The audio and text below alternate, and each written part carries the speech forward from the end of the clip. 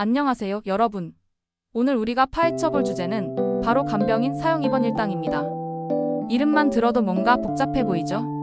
하지만 걱정 마세요. 제가 쉽고 재미있게 딱 10분 안에 모든 것을 정리해드리겠습니다. 자, 그럼 시작해볼까요? 간병인 사용 입원 일당 왜 알아야 할까요? 요즘 간병비 문제가 심각하다는 뉴스 많이 보셨을 텐데요. 보험개발원 자료에 따르면 지난해 치매 및 간병보험 시장 규모는 전년 대비 70.2%나 급성장했습니다. 왜 이렇게 많은 사람이 간병보험에 관심을 가질까요? 바로 치솟는 간병비 때문입니다. 통계청에 따르면 간병비는 2019년 하루 7만 9만 원 수준이었지만 최근에는 12만 15만 원까지 올랐고 월 평균 간병비는 무려 370만 원에 달합니다.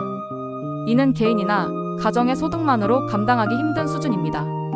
실제로 2023년 의료서비스 경험조사에 따르면 입원 환자 7명 중 1명은 별도의 간병인을 고용하며 이들의 평균 간병비는 하루 11만 8,870원입니다.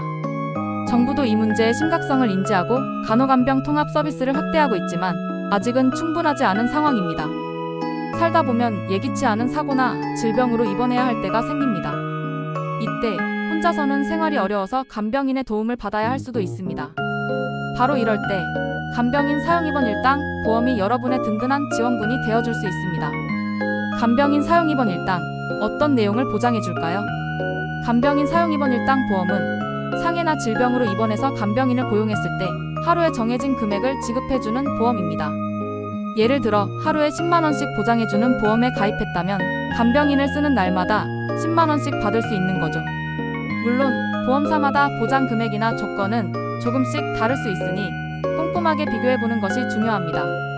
최근 보험사들이 간병인 사용 일당 보장을 축소하는 추세지만 일부 회사들은 중증 환자를 위한 간병인 보장 특약을 새롭게 선보이고 있다는 사실. 특히 상급 종합병원에 입원했을 때 더 많은 보장을 받을 수 있도록 개정되고 있다고 하니 약관을 더 꼼꼼하게 확인해 봐야 합니다. 간병인 보험에는 크게 두 가지 방식이 있습니다. 첫 번째는 간병인 사용 일당 방식입니다. 이건 여러분이 직접 간병인을 고용하고 보험금으로 간병인 비용을 충당하는 방식이죠. 두 번째는 간병인 지원 일당 방식입니다. 이 방식은 보험사에 미리 요청하면 보험사에서 간병인을 보내주는 방식입니다. 간병인 사용 입원 일당 가입 전에 꼭 확인해야 할 사항들은 어떤 것이 있을까요? 첫 번째, 여러 개의 간병인 보험에 가입해도 중복으로 보상을 받을 수 있는지 확인하세요. 어떤 보험은 중복 보장이 안 될 수도 있거든요. 두 번째, 가족이 간병을 할 경우에도 보험금을 받을 수 있는지 확인하세요. 이 부분도 보험사마다 조건이 다를 수 있습니다.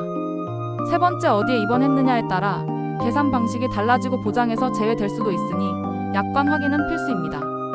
마지막으로 나이, 직업, 갱신 여부에 따라 보험료가 달라질 수 있으니 여러 보험사의 상품을 비교해보는 것이 중요합니다. 혹시 기존 보험을 해지하고 새로운 보험으로 갈아타려고 생각하고 계신가요? 신중하게 결정해야 합니다. 질병 이력이나 연령 증가 등으로 가입이 거절되거나 보험료가 인상될 수도 있거든요. 또한 새로운 보험 상품에 따라 면책 기간이 적용되거나 보장 내용이 제한될 수도 있다는 사실 꼭 기억하세요. 오늘은 간병인 사용 입원 일당 특약에 대해 자세히 알아봤습니다. 통계 자료가 보여주듯 간병비는 더 이상 남의 이야기가 아닙니다. 저성장 시대의 소중한 자산을 지키는 가장 현명한 방법 중 하나는 바로 든든한 보험으로 미래를 대비하는 것입니다. 오늘 영상이 여러분의 보험 가입에 큰 도움이 되었기를 바랍니다. 다음에도 더 유익하고 알찬 정보로 찾아오겠습니다. 감사합니다. 구독과 좋아요, 알림 설정 부탁드려요.